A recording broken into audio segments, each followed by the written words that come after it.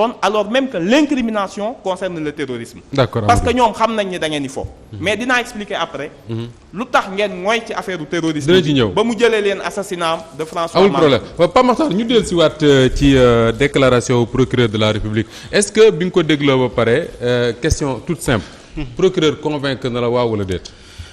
non seulement convaincre ma mais dafa am ay mbir yoo xamante ni moom sax da ko confirmer et li ma si gën a déranger rek mooy respecté wu sax mémoire ki nga xamante ni dafa ñàkk bakkanam parce que moom bu confirmer effectivement que waa ji arme bi mu yor mooy arme bi mu waroon détenir moom moo ko waxal boppam arme bi nga xamante ni da ko wax ci conférence de presse bi mooy arme bi nga xamante ni moom la Issa Tine ni amoon na autorisation garder ko te beneen mbir bi ku jug pour def attentat wala jug pour attaquer li nga xamante ni lu toll ni état doomu ni 9 munitions nañuy fekk ci yow 9 munitions mooy charge bi xamante ne mooy nekk ci pistolet bi mooy recharge yi koo xamante ni aussi donc munitions yooyu ñuy tudd mooy li war a dem ci fetal bi ñu yor moom pistolet bi d'accord c'est-à-dire il faut que aussi parce que procureur bi balaa muy dugg ci fee dafa doon dresser le profil dafa doon jéem a gëmloo sénégalais yi que ni kii fekk nañ ci moom arme fekk nañ ci moom munitions yi mais dafa fàtte wax ni kooku garde corps la garde corps ancien militaire garde corps ministre boo xamante ni des affaires étrangères donc kooku y a rien de plus normal nga fekk ci moom arme boo xamante ni ak ay munitions yoo xamante ni destinées à cette arme loolu benn mbir la mais beneen mbir bi aussi mais je pense que gis nga dafa am loo xamante ni Moustapha c'est très malsain tey bu ñu déggee tey ji mi ngi koy wax léegi procureur di violer li nga xamante ni mooy présomption d'innocence et puis di wax ak autant de légèreté dañ ma wax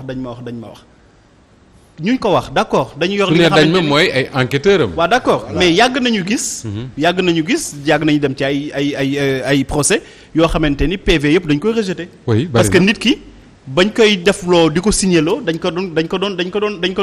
ko doon torturer bi ma si mujj mën a seede rek mooy jeunes yi nga xamante dañ leen jàppoon Colobane. ni leen avouer leen que yéen a rey policier bi. première instance dañ leen tëj 20 ans mais après dañ leen mujj libérer seconde instance. donc ñaata yoon nañuy jël ay nit yóbbu leen ci commissariat yooyu torturer leen et puis sûreté urbaine kan moo fa nekk comme lu mu tudd procureur dafay dresser profil. ñun aussi mën nañu dresser profil ku nekk sûreté urbaine. bien sûr. Bara Sankaré mi nga xamante ni moom nañu yóbbu sûreté urbaine. di fàttali sénégalais yi moom moo demoon ci pharmacie fii ci Padois. fekk nit jàpp ko manu militaire embarqué ko def li nga xamante ne mooy jaay doole bu flagrant ni ko da nga may jaay par force médicament sans ordonnance. fekk nit ki ci liggéeyam Bara Sankaré moom sénégalais yëpp di coow amul kenn ku ko sanctionné dañ koy yokkal promotion dénk ko sûreté urbaine. donc man damay jàpp ni ñoom Guy Marius Sagna ci àllu Thiès ba aussi moom moo ko def ak yeneen léegi kooku man damay jàpp ni kii peut le plus peut le moins ku sañoo jënd dugg ci pharmacie di forcer pour jënd médicament boo xamante ne dañ lay laaj ordonnance nga da nga koy jënd sans ordonnance kooku luñ ko jiiñ damay jàpp ni mën na doon dëgg dama jàpp ni tey niñ ko waxee léegi. bu ñu bëggoon enquête bu indépendante duñ ko dénk police mënul enquête police parce que am na loo xamante ni daf mënta ne tey jii man maag yow Moustapha relation bi ñuy am dëgg la dina am relation de subordination mais du tere dañu am relation humaine. absolument am na yoo xamante ni boo ko defoon di nga ma protéger. donc tey bu ñu bëggoon mbir yu leer rek. mbir yi du dem ci DIC mais dafay dem peut-être ci gendarmerie. dañuy wut enquête boo xamante ni dafay leer ni dafay indépendant. d'accord beneen mbir bu nga xamante ni fa laa bëgg daaneel. allez-y. kii décédé di François dañ ko tooñ parce que garde à vue 96 heures la renouvelable qu'une seule fois moom dépassé na largement li nga xamante ne mooy. moo tax avocat waxoon na ne moom xamatul ci ban régime la nekk. mais garde à vue wala donc voilà kenn xamul voilà. moom procureur loolu la waroon njëkk joxe explication boobu. kii nan la fexee ba ñoom nan nañu fexee ba mu dee ci condition yoo xamante ne warul woon nekkati ci kaso parce que yoon dafa am lu mu tëddee yoon du lu la neex def. ku nekkul ci mandat dépôt te moom moo ni nekkul ci mandat dépôt. en réalité ci parquet waaw. voilà en réalité boo gisee procureur bi génn Moustapha. c'est parce que waa administration pénitentiaire def nañu seen mascarade boobu noonu tuddee ko conférence de presse. ci off bi ñu wax lu leen taxoon a jug mooy dédouané wu ci mooru François Mancabou. waaw waxoon naa la ko fii keroog de ñoom ils ont été très clairs. François Mancabou seen yoon nekku ci loolu kese moo taxoon ñu doon def conférence de presse mais nekkoon Pape Mamadou Seck moom nag il s'est rendu compte que ni ñii dugal nañ ko foog mu génn wax loo xamante ni peut-être dina dalal xelu sénégalais mais c'est vraiment dommage bu ñu ñëwee kii mooy l'avocat du peuple moom mi nga xamante ni mooy avocat du peuple waroon féete ci askan bi di dresser profil benn meurtrier boo xamante ni bu doy waar la te waroon respecter li nga xamante ni mooy présomption d'innocence c'est vraiment terrible. aywa Mame Birame ñu décrypter discours procureur de la République lan ak lan nga ciy jàng. waaw Moustapha première kii bu ma bëggoon a def rek précision mooy par rapport ak arme bi ñuy wax boobu ba léegi.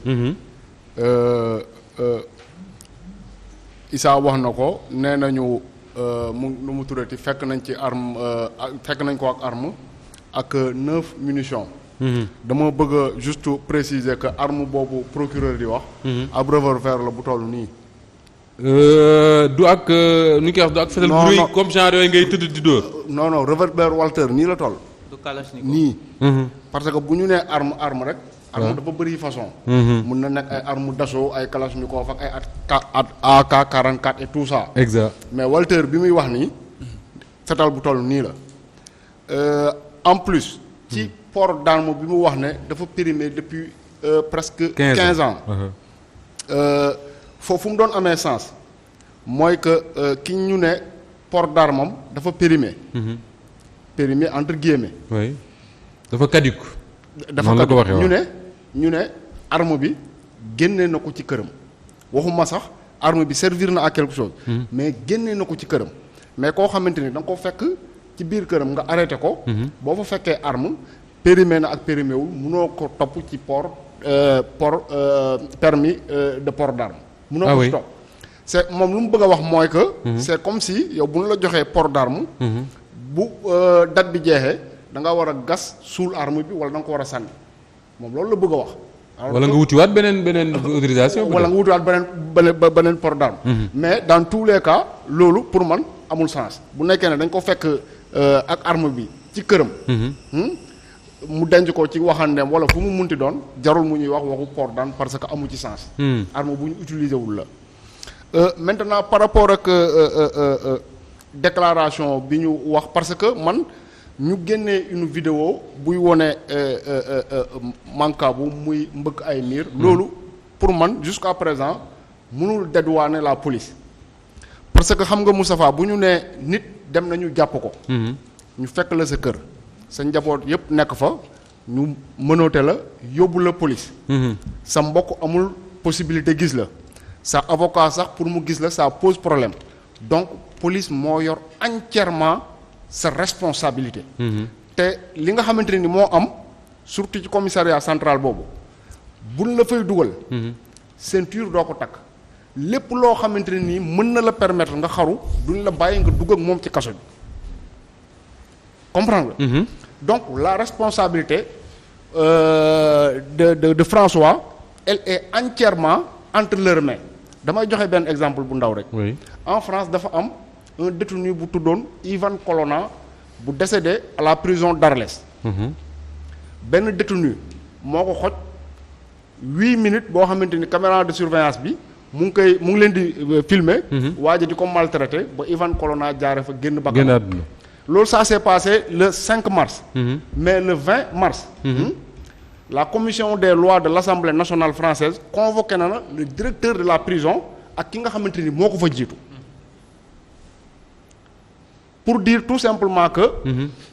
li nga xamante ni moo xew nii dafa jéggi sax responsabilité procureur de la République gis nga bu nekkoon dans un pays normal.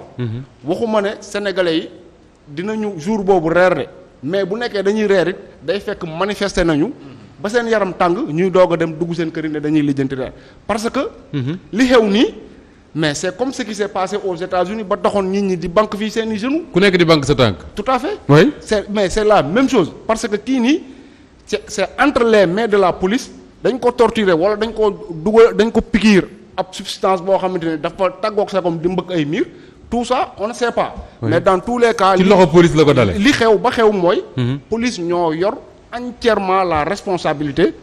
mais justement Mame Birame est-ce que quelque part fan yii yëpp ñu ngi koy wax naan Sénégal dañu commencer di banaliser la mort est-ce que suñu kilifa yi su ma nee kilifa yi du ñuy politique rek ñëpp nekkuñu di banaliser la mort des Sénégalais et non la mort je m'explique bi fi Charlie Hebdo amee gisoon nañ le président de la République moom demoon na participer ci manifestation bi ñu fi rayee américain boobu ne ca loxo policier la nu mu tudd George Floyd ñëpp di banque seen tànk ministres yeeg députés yeeg artistes yeeg ku nekk di banque sa tànk waa ji faatu ci conditions yi mu faatoo gisaguma fi sax ku taxaw regretter wala demander à ce que la lumière soit faite. mais bu gën a garaaw mooy le jeune Ryan marocain là. waaw Ryan waaw Ryan oui. waaw Sénégalais yëpp dañ koy jooy. ñëpp te bis bu nañu gis gone gu faatu. fii ci conditions yi gën a métti. mais 11 bébés yi ñàkk seen bakkan Tiwaawan dara du ko gën a garaaw. ma ngoog. donc benn instant yow boo ci réfléchir sax da nga naan ñun xanaa ñun dañoo seytaane wala lu xew dañuy dem jooyal nit dëjëm alors que ñun ñu ngi dee fii. am nañ bu ñu dee bëccëg te comment dire personne n'en parle léegi pour en revenir rapidement au discours du procureur. man li ma jàpp ne moom la def déjà mooy il a précipité sa sortie loolu mooy premier constat bi bu doon dafa bëgg a am un début de discours clair. da doon def autopsie ba pare.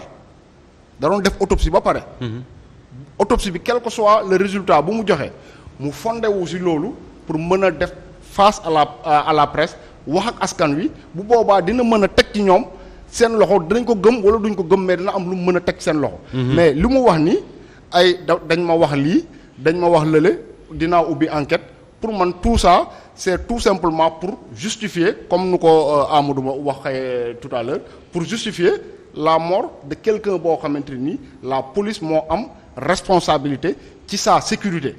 leneen li nga xamante ni bëgg naa ko ci dolli. ñu daaneel foofu maam Birame. mooy Moustapha. depuis 2000 ba léegi dama jàpp ne ñaari bavure policière moo am Sénégal yoo xamante ni lumière am na ci. muy ban muy Balla Gaye ak étudiant bi ñu rayoon fële. à kii Bassirou Faye. ak Balla Gaye yaa yu procès.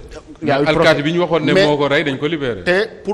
pour yegg ci loolu. il a fallu que étudiants yi mettre une si forte pression. que état bi amuloon aucune autre possibilité lu dul jàpp nit dugal ko ci kaso bi bu dee moom la ak bu dul moom. parce que je rappelle que Fallou Sène bi ñu ko fi njëkkee rey ki ñu njëkkoon a jàpp ne moom la. mais dañ ko mujj bàyyi. man mii bañ ko jàppee ñu ne. tombong waale la waa ji tudd ma ne kii de xam naa dañoo xool waale bi rek ne warul bëri mbokk Sénégal nañ ko ji amul bàjjen mais quelques jours lañ ci teg ñu bàyyi ko donc bu ñu demee ba nga xamante ni doomu aadama ak nu mu tuddati ni ko yàlla fonkee ñu dem ba nga xamante ni dañ koo mën a au Sénégal maltraité torturé ko mu génn àdduna ñu xëy dem defi ji leneen ci koo xamante ni Moustapha dañ koy fàtte mais il a servi son pays plus que les militaires les politiciens yu ñuy tympaniser nii il a servi son pays plus que les politiciens qui ñu tympanisent parce que moom gàddu na ngànnaay dem xeex ak ñoo xamante ni dañ doon jëflante ak armée Sénégal. mais loolu kan moo ko ci def ci ñoom. bu nekkoon aux États-Unis wala beneen pays boo xamante ne nii. nu mu tuddati am na un peu de démocratie wala am na démocratie réellement. mais un ancien militaire. mais cër bi ñu lay jox foofu. mais c'est impossible ñu ne dem nga ci nu mu tuddati un commissariat de police ñu maltraité la foofu ba nga dee c'est impossible. pour un ancien militaire kooku dañ koo war a di ko. nu mu tuddati jox cër ba muy jël